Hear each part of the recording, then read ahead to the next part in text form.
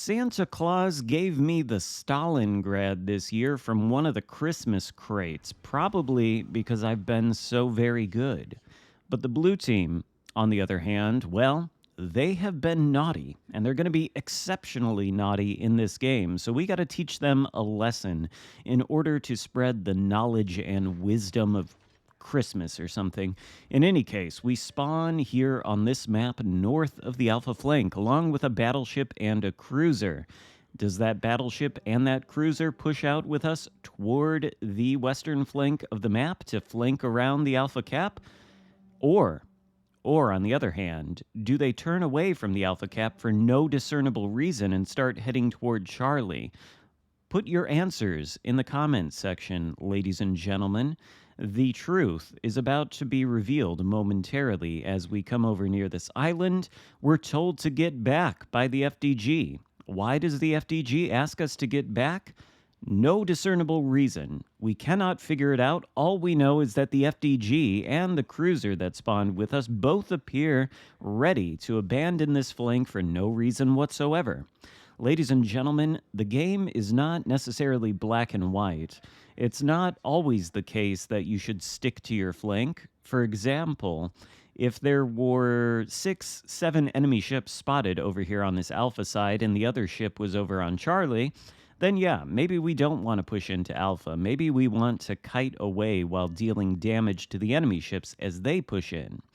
But nothing is spotted over here. We have no intelligence data whatsoever. We have no compelling reason to leave this flank. Therefore, we ought to play it. And so we are going to.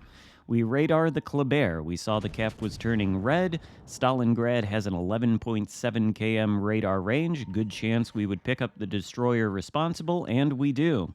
We deal a whopping 1,901 points of damage to this particular destroyer. We'd like to get another salvo, but the radar doesn't last too long, and we lose sight of the Kleber. The blind shot that we take after he disappears is not going to hit, and we ourselves are taking some fire from a ship behind an island that we cannot see. So we're going to try to disengage a little bit, but we want to make note of our teammates who are in a perfect position to not be able to shoot the Kleber after we radared him. So good job to them. That's how it's done. Be sure to hide behind islands so that you cannot shoot the destroyers trying to take the objectives. Excellent gameplay, blue team. Example number 1 of how they've been naughty this year. Don't abandon your flank unless there's a compelling reason to do so, and there's not. In fact, if those ships had stayed with us on this flank, that Kleber probably would have taken a lot more damage. As it stands now, he's able to re-enter the Alpha Cap uncontested. But our doppelganger out there, the Stalingrad, is giving broadside to our position at maximum range. And remember how I said these are the most cracked AP guns in the game? Well, suddenly our damage done goes from 1,901 points to 40,773 with 3 citadels against the enemy Stalingrad. We'll follow that up with another salvo. I don't think this one is going to connect quite as well, but it does end up netting us another, I think, 10k in damage done plus a citadel, so we're up to 50k now. Quite nice. Of course, we're alone on this flank, so we need to play defensively. But on the bright side, and honestly, inexplicably, somehow the blue team has managed to take Charlie.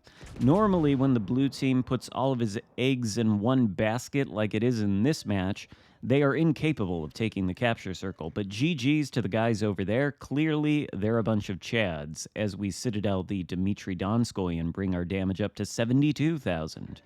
So they've taken the blue cap. Kleber gets spotted again because I guess the friendly Wooster that spawned with us over on this flank decided he was not going to abandon it entirely. So good for him in making the right call. He was able to take out the Kleber.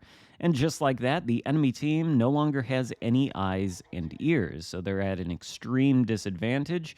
And at this point, we ought to win, even though our teammates performed a maneuver that I think is not great at the onset.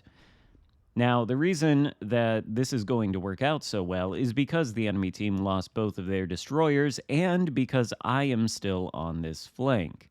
Now, I'm not going to do the most spectacular amount of damage you've ever seen or get the best, craziest result in the Stalingrad, nor am I going to play particularly aggressively, but what I am going to do is occupy this position on the map with 9 305 millimeter guns that have penetration comparable to battleships. And as such, I'm going to be a threat to any of the red ships that come over to this alpha area. If they give broadside to the north of the alpha cap where I am, then we're going to be able to access that broadside and deal some damage. We were holding our fire to see how the play developed, but we decided that we would take a shot because it doesn't look like that enemy Ohio wants to give us any more broadside. Good thing we did, because the damage to his superstructure does prompt him to open up his angle a little bit. Also prompts his friend to shoot at us, but we're able to mitigate most of the damage. So now that the Ohio is slightly less angled than he was before, we'll get the guns back on target and we'll demonstrate the fantastic qualities of the Stalingrad's guns. You see the slightly angled Ohio?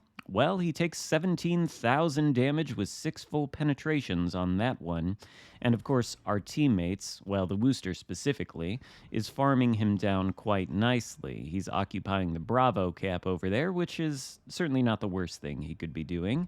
Guns are reloaded again, so another salvo out on the Ohio, perhaps, or we're holding our fire, I guess, to see how things develop. Perhaps playing a little bit passively, but hey, that's what you've got to do when you're on the enemy's strong flank. There are 1, 2, 3, 4, 5, 6 ships over here. We can only see one of them, but there are 6, so we don't want to push straight in. If we do and we get spotted, then we'll be focused, and we won't be floating for too long. There are times when you can push in, and there are times when you can't. If you want a simple rule of thumb, simply count the number of ships in the immediate area. On the blue team, in this case, there is 1. Me. That's it. And then there are 6 enemy ships. 6 is a bigger number than 1, so therefore we don't push in. What we do is we keep a respectful distance, and we get damage when we can. Meanwhile, the blue team has sunk an enemy cruiser, which is good news. They've secured the Alpha Cap. The enemy has no presence there anymore. In fact, the entirety of the rest of the enemy team is over on this side of the map for reasons unknown. And this, ladies and gentlemen, is the only reason that the blue team has any chance of winning this game. If you are going to put all of your ships, aside from one, on one side of the map, then you better hope that the enemy is also going to do the same thing, because if they spread out and get crossfires on you, well, you might be doomed. Speaking of doomed, enemy Montana out there on very low health. We're not going to take a shot at him. He goes down. That just leaves 5 ships left alive, and at this point, I'm feeling confident enough that we can push in. I think there's about 2 Ohios hanging around that island there with Hogwarts or the Abbey or whatever that structure is on top of the island. So we're going to be cautious in our approach. We're going to try to go straight down this line here and keep angled to the Ohio while keeping the Dmitry Donskoy and the other battleship, which I think is a Montana over there, on the western side of the map in mind at all times. We don't want to give broadside to the position of the Ohios. We don't want to give broadside to the position of the Dmitry Donskoy and the Montana.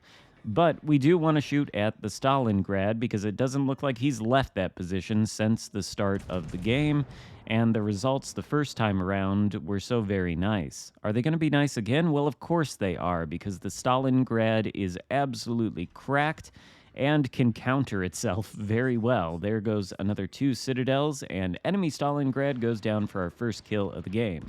Then we've got a mostly broadside Ohio who needs to go down immediately because the Dmitry Donskoy and probably the Montana are both flanking us. We cannot allow them to get our broadside, otherwise the same fate which befell the enemy Stalingrad will befall us.